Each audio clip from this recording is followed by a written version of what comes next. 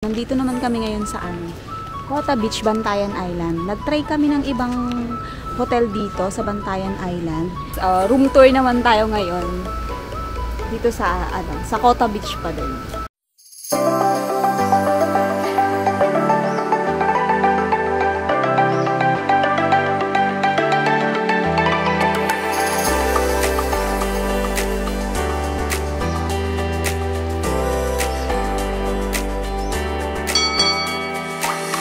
Yan, hi guys, welcome back to our YouTube channel. So, nandito naman kami ngayon sa Cota Beach, Bantayan Island. Nag-try kami ng ibang hotel dito sa Bantayan Island.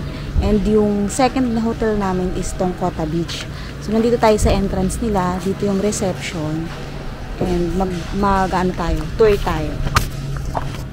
Yan, ito yung reception area nila. And then, etong pagpasok nyo, etong accommodation na to, yan yung standard twin room. Yung price range dyan, 2,900. 2 packs din yan, good for 2 packs. Then dito yung parking, dito muna tayo. Sa right side, nandito yung cafe nila. So, eto. Dito yung papunta dun sa restaurant nila. Kadlawon yung pangalan ng restaurant. And then, sige, dito muna tayo sa restaurant. So, ito yung pangalan ng restaurant nila. Kadlawon Restaurant.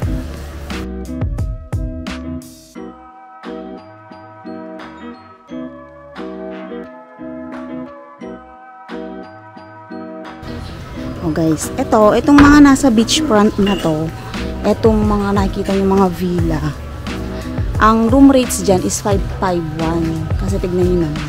Ang ganda nung view nyo. So, ito yung mga room. Yan. Beachfront talaga siya kasi ito na yung dagat. Yan. 5,100 yung bayad siya.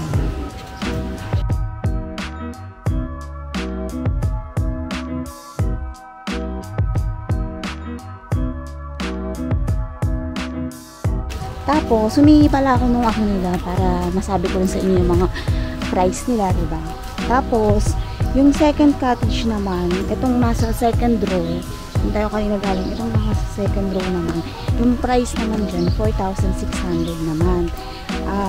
One queen size bed naman dyan. Kasi parang row by row yung nung mga cottages dito. Syempre, mas mahal yung nasa unahan kasi nandun nga yung magandang view. Kita nyo ba? Nasa tayo. Ito yung parang pinaka main road from the beach papunta dito. So, nandito na tayo sa third row. Third and fourth row.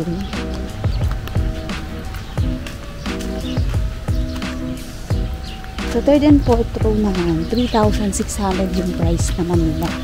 Same lang, para-paras lang yung itsura nung bawat villa. Pinagkaiba lang nila yung size nung bed.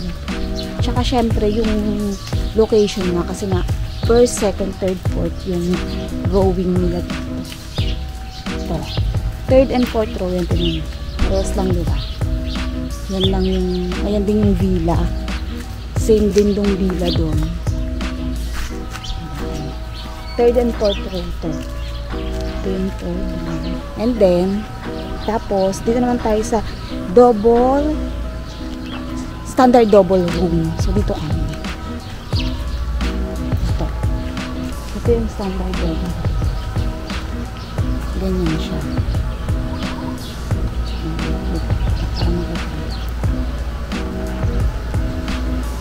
Ito. Dito kami nakastay sa room 182. Tapos, so, maglalakad pa tayo. Para makita nyo pa yung buong Cota Beach. Meron din sila ditong events place parang may mga wedding and pwede dito pa-reserve. Ito yung events place nila. Tapos, ang alam ko dito sa Cota Beach na to, alam nyo ba yung movie na Camp Sawi? Alam ko dito yung sinip to. Dito sa resort na to. Yan.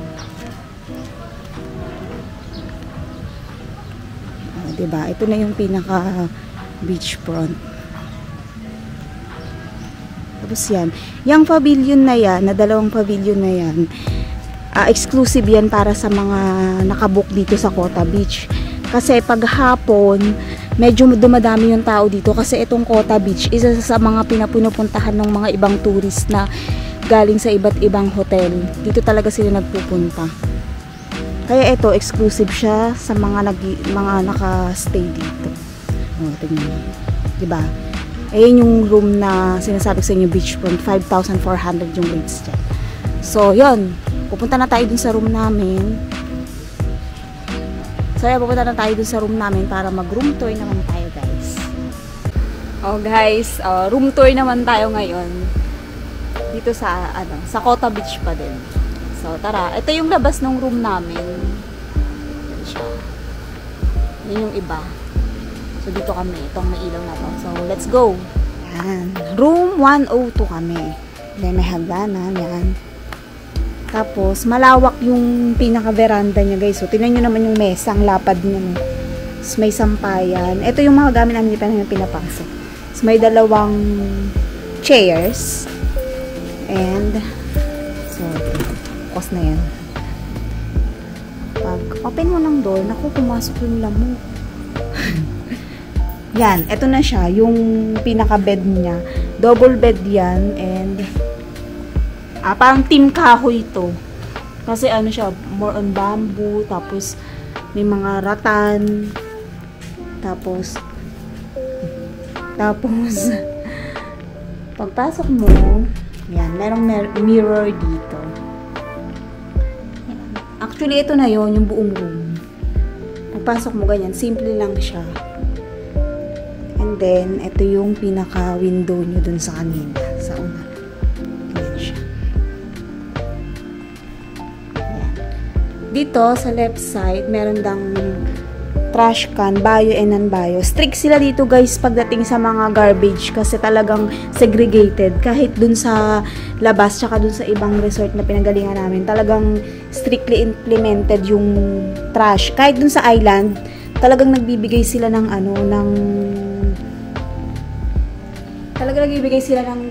different color ng plastic bags para ma-segregate yung basura. So, maganda yun.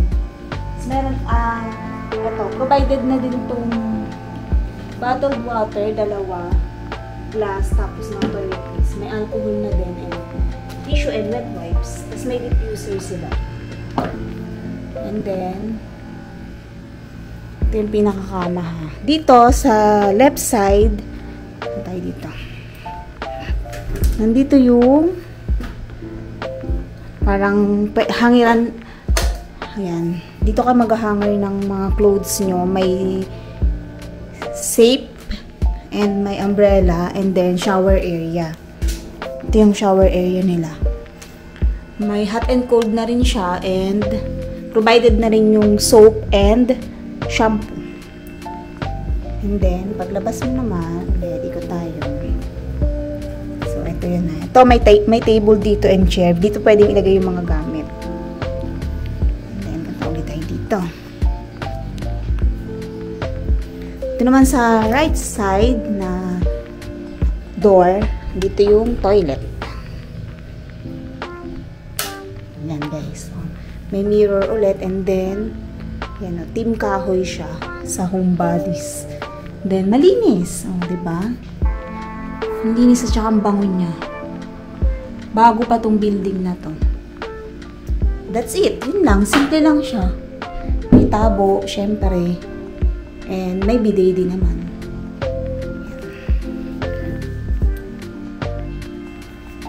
So, yun na. That's it, guys. Very simple lang ng room nila dito. Ito na yun. Meron pa lang parang style ng window dun, pero wala naman.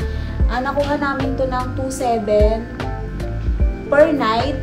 Tapos, direct book yun. Sa website nila kami nagpa-book. Tapos, siya, full payment yung hinihingi nila pag magpapareserve. So, yun. That's it, guys, for our room tour.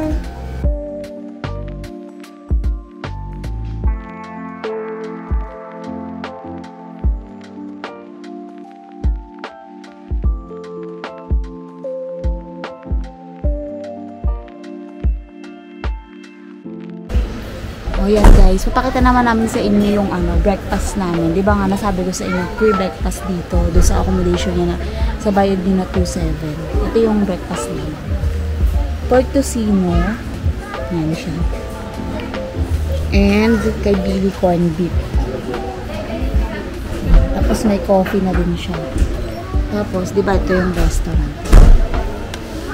Dito kami sa yung dagat. Beach front.